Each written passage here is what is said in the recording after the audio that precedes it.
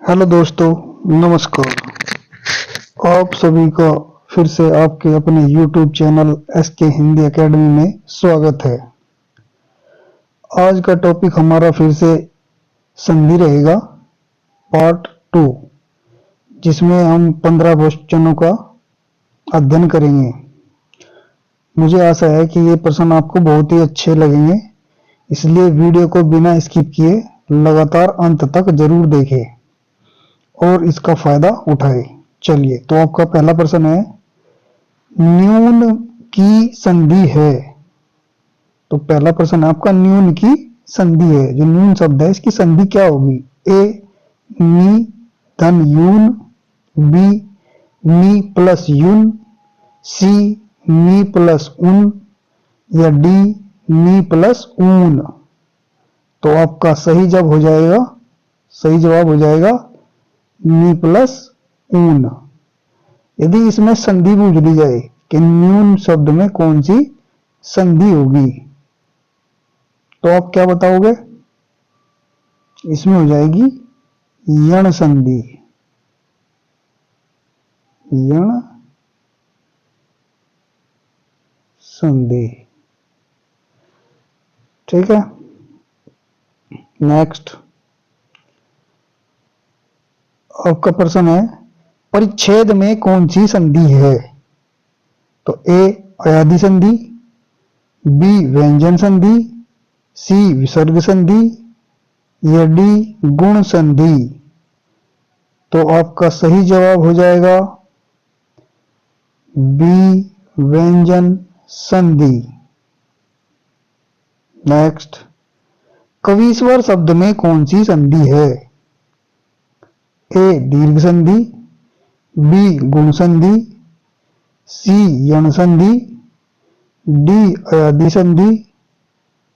तो कवीश्वर में आपकी जो सही संधि होगी, आपका सही जवाब हो जाएगा ए दीर्घ संधि। दीर्घ संधि क्या होगी? क्योंकि जिस भी शब्द पर, आपको यह ध्यान रखना है, ये ट्रिक है इसकी दीर्घ संधि पहचान करने के लिए, जिस भी शब्द पर दूसरे वर्ण पर या तीसरे वर्ण पर बड़ी ई की मात्रा आ जाए, बड़ी ई की मात्रा आ जाए, या आ की मात्रा आ जाए, या बड़े ऊ की मात्रा आ जाए, तो वहां पर आप आंख बंद कर कर दीर्घ संधि लगा देंगे। नेक्स्ट अगला प्रश्न है आपका चौथा, संसार शब्द में कौन सी संधि है? तो संसार शब्द में कौन सी संधि होगी? ए स्वर संधि, बी विसर्ग संधि, सी व्यंजन संधि, या डी यण संधि। तो इसमें आपकी संधि हो जाएगी, आपका सही जवाब होगा व्यंजन संधि। यदि संसार शब्द में कौन सी संधि है, ये तो हो गया व्यंजन संधि। यदि इसकी संधि विच्छेद के लिए आ जाए, तो आप कैसे करोगे? संसार का हो जाएगा सम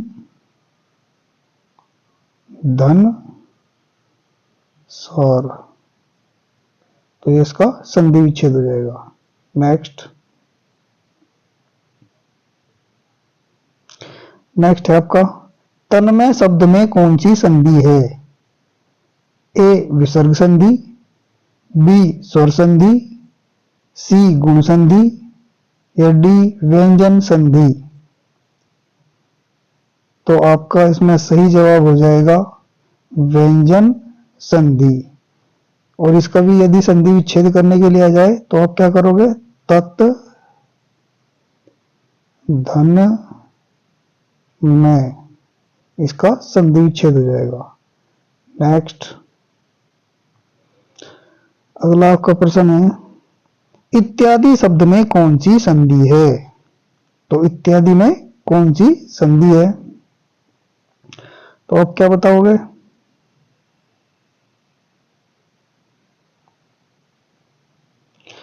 ए यण संधि, बी दीर्घ संधि, सी अयादि संधि, या डी गुण संधि। तो आपका सही जवाब हो जाएगा यण संधि। यण संधि की पहचानने की ट्रिक, यण संधि को हम कैसे पहचान सकते हैं? तो इसकी ट्रिक होगी, जहां पर भी दूसरा वर्ण आधा आए, दूसरा वर्ण आधा आए और उसके तुरंत बाद ये या वे वर्ण आए तो वहां तुरंत आपको यण संधि लगा देनी है। ठीक है, नेक्स्ट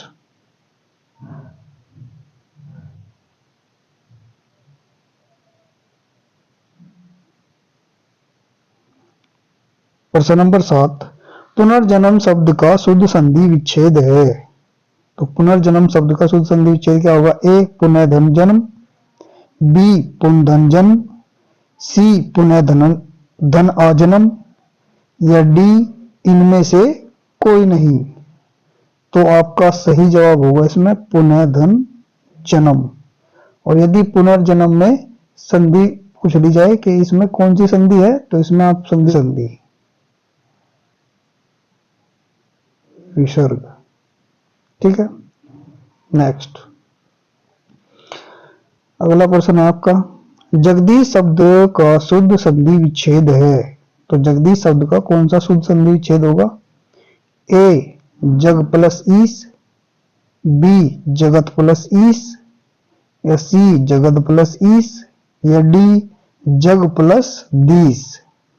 तो आपका इसमें सही जवाब हो जाएगा बी जगत प्लस ईस। इसमें कौन सी संधि है? इसमें है व्यंजन संधि, व्यंजन संधि। नेक्स्ट आपका पर्यावरण शब्द का शुद्ध संधि विच्छेद है। तो पर्यावरण शब्द का शुद्ध संधि विच्छेद क्या होगा? पर्यधन वर्ण, बी पर्यधन आवरण, या सी परिधन आवरण, या डी परिधन आवरण। तो आपका इसमें सही जवाब हो जाएगा सी परिधन आवरण। नेक्स्ट, रमेश में कौन सी संधि है? तो रमेश में कौन सी संधि है? ए व्यंजन संधि, बी स्वर संधि, सी विसर्ग संधि, या डी सभी सही है। तो आपका इसमें सही जवाब हो जाएगा स्वर संधि। स्वर संधि की हमने क्या पहचान बताई थी? स्वर संधि के लिए जहां पर भी रमेश, यदि रमेश में पूछ ले जाए स्वर संधि तो है ही है, तो यदि स्वर संधि कौन सी स्वर संधि है इसमें, तो रमेश में हो जाएगी गुण स्वर संधि। ठीक है, नेक्स्ट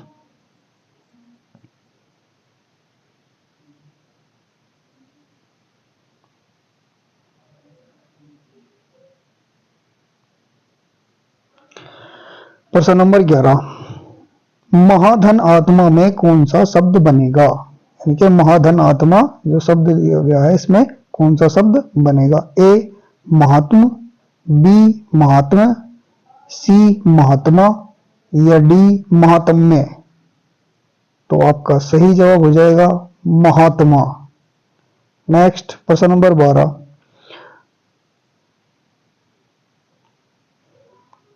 उच्चारण का संधि होगा। तो उच्चारण का क्या संधि होगा? ए उत्धन चारण, बी उच्चाधन चरण, उच्चाधन रण, सी उत्धन चरण, या डी उच्च धन आरण। तो आपका सही जवाब होगा इसमें उत्धन चरण। तो उच्चारण का संधि किस संधि का उदाहरण है? तो उच्चारण आपका है व्यंजन संधि का उदाहरण। इसमें संधि पूछ ली जाए कौन सी है, तो व्यंजन संधि का उदाहरण है ये। नेक्स्ट, उज्ज्वल शब्द में कौन सी संधि है? तो उज्ज्वल में कौन सी संधि है? विसर्ग संधि, स्वर संधि, या सी गुण संधि, या डी व्यंजन संधि। तो आप क्या बताओगे? उज्ज्वल में आपकी व्यंजन संधि। कौन सी संधि है? उज्ज्वल। ठीक है, यदि इसका संधि विच्छेद पूछ ले जाए तो आप क्या बताओगे? धन ज्वल, उज्ज्वल। ठीक है,